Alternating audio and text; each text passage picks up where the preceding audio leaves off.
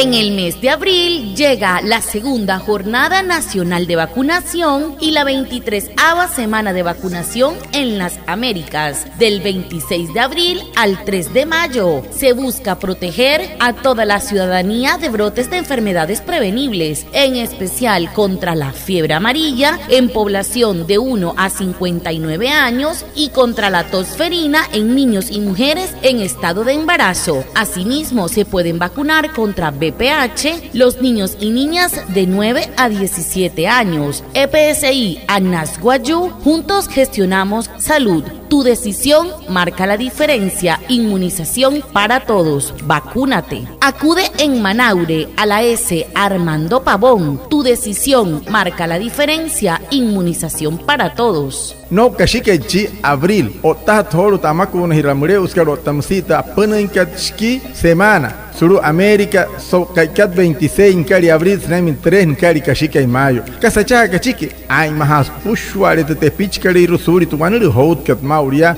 para hanare semonte fiebre amarilla, monakat nanai hena ho uyu eko wanei ne huya snaime, arraiski me kiet sarmen huya. O tamsis purto coach kanana te pichkano tahiyeyu eke ipuon. Musi mauria ya makunas purto BPH mnaka pur hiyeyu tatoroyu, hanai me kiet sarmen poro karat shmen huya. Senoi kite EPS karhum wane wairuku soto hai hiaka no towayakan achaha hirashiwakua pura ana hurut ka pasuru muntepitat ka Manaure Armando Pavón soto hai hiaka no towayakan achaha hirashiwakua pura ana.